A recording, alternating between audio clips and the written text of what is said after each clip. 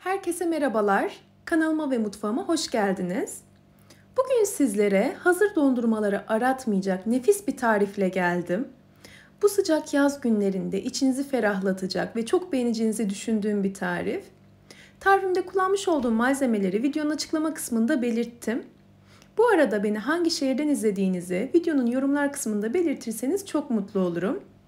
Ben sözü daha fazla uzatmadan hemen tarifimizin yapımına başlamak istiyorum. Uygun geniş bir kaseye 2 adet toz krem şantiyi alalım. 1 paket krem şanti 75 gram. Ben 2 paket kullandım. Bazı paketler ikili oluyor biliyorsunuz. Toplamda 150 gram krem şanti kullanmış oldum. Üzerine 1,5 su bardağından biraz fazla soğuk sütü ilave ediyorum. Normalde 2 su bardağı sütle hazırlanıyor krem şantiler. Yani bir paket 75 gramlık bir paket 1 su bardağı soğuk sütle hazırlanıyor. Ben bir tık daha koyu kıvamlı olmasını istediğim için 2 su bardağından biraz eksik süt kullandım. Soğuk süt kullandım ve bu malzemeleri kıvam alıncaya kadar çırptım. Kısa bir sürede kıvam alıyor zaten sütümüz de soğuk olduğu için. Kullanmış olduğum su bardağının ölçüsü her zaman olduğu gibi 200 mililitre, yani evlerimizde olan klasik su bardaklarından. Krem şantimiz hazır. Onu bir köşeye alalım. Diğer tarafta ben Oreo bisküvi kullandım, 20 adet. Bu bisküvileri küçük küçük bıçakla kesiyorum. Farklı kremalı bisküvi ya da kremasız bisküvi de kullanabilirsiniz tabii ki. Ben Oreo ile hazırlamak istedim. Lezzeti Oreo ile gerçekten muazzam oluyor. Denemenizi öneririm. Ama dediğim gibi elinizde Oreo bisküvi yoksa, farklı bisküviler varsa onlarla da hazırlayabilirsiniz. Çeşitlendirebileceğiniz bir tarif. Hatta bisküvi yerine farklı malzemeler de kullanabilirsiniz. Çikolata ekleyebilirsiniz, damla çikolata krem şantinin içerisine. Kuru yemişlerden ekleyebilirsiniz, meyve ekleyebilirsiniz. Bu şekilde küçük küçük doğramanız yeterli. Belirttiğim gibi 20 adet bisküviyi küçük küçük doğradım ve krem şantinin içerisine ilave ettim. Çok kısa sürede hazır olan bir tarif. Aynı zamanda sadece buzlukta dinlendirme süresi bekletiyor. Onun için de akşamdan hazırlayıp ertesi gün servis etmenizi öneriyorum. Bu tarz tariflerde ben dinlenince çok da güzel oluyor çünkü. Bisküvileri krem şantinin üzerine ekledikten sonra spatula ile karıştıralım. Ben farklı bir malzeme eklemedim. Zaten Oreo'nun içinde krema var. Kendisi kakaolu. Ekstra çikolata eklemek istemedim. Az önce de belirttiğim gibi damla çikolata ekleyebilirsiniz. Ya da tablet çikolata varsa onları bıçakla bölerek ekleyebilirsiniz. Sizin kendi damak tadınıza kalmış. Şöyle kare bir borcamın içerisine streç filmi yerleştirdim. Temiz bir poşette geçirebilirsiniz. Bu şekilde streç film her tarafına eşit bir şekilde yapıştığı için daha muntazam oluyor. Streç filmi yerleştirdikten sonra üzerine pötibör bisküvi ekliyorum. İlk olarak ben ters eklemişim. Dilimledikten sonra dış kısmının gözükmesi gerektiğini sonra akıl ettim ve ters çevirdim hemen. Ben kakaolu petibörle hazırladım. Sade petibörle de hazırlayabilirsiniz. Bu hazırladığım tarif lezzet olarak nugget dondurmalar var. Çocukluğumuzun dondurması, halen daha çok revaçta olan bir dondurma. Lezzeti onu andırıyor. Hatta bana göre ondan güzel oluyor. Biz gerçekten çok beğeniyoruz. Ben denediğiniz takdirde çok beğeneceğinizi düşünüyorum. Yani nugget'a benzediğini söylemek istedim sizlere, lezzet olarak neye benzediğini öğrenmek isterseniz diye.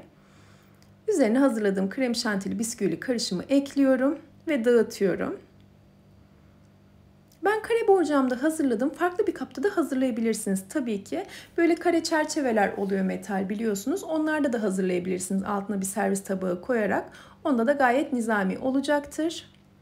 Bu şekilde bisküviler çok fazla ayrılmayacak şekilde kaşıkla yavaş hareketlerle kremayı her yerine eşit miktarda dağıtmaya çalışıyorum.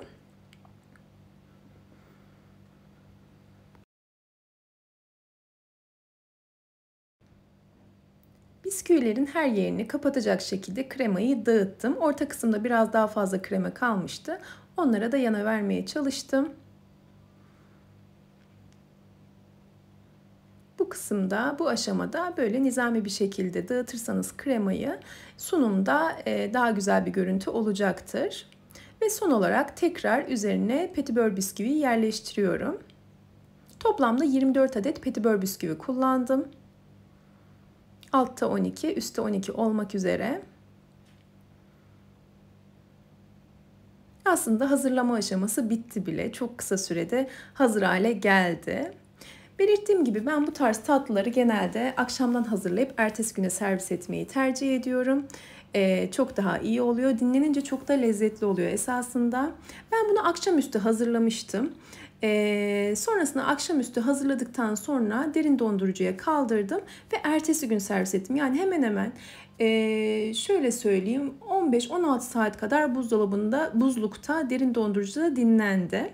Şöyle kenarındaki kremaları da tatlı kaşığı yardımıyla dağıtıyorum ki kenarları da güzel gözüksün. Daha muntazam gözükmesi için şöyle kaşıkla birazcık dağıtıyorum, düzeltiyorum. Son olarak üzerini de kapatacağım. Üzerine de streç film geçiriyorum ki hava almasın. Bu şekilde derin dondurucuya kaldırıyorum. Derin dondurucuda bence en az 5 saat kadar dinlenmesi gerekiyor. Böylelikle kıvamı çok daha güzel oluyor. Akşamdan hazırlarsanız ertesi gün servis ederseniz sizin için daha da pratik olur. Hemen şöyle kaptan çıkarıyorum. Ayrı bir servis tabağına alıyorum ve dilimleme aşamasına geçeceğim. Çok az oda sıcaklığında çok hafif yumuşamasını beklerseniz daha rahat bir şekilde dilimlersiniz. Şöyle birkaç dakika dinlenince zaten krem şanti birazcık yumuşayacaktır. Şöyle bir kesme aparatıyla dilimlemek daha pratik olduğu için bıçak yerine böyle bir aparatla dilimlemeyi tercih ettim. Ve şimdi sizlere iç dokusunu da yakından kıvamını da göstereceğim. Gerçekten çok iştah açıcı görünüyor ve 7'den 70'e herkesin seveceği bir lezzet. Hazır dondurma almak yerine çocuklarınız için de harika bir alternatif bence. Yakından görüntüsü de bu şekilde. Şöyle küçük bir ısırık alarak iç kısmını da göstereceğim sizlere şimdi.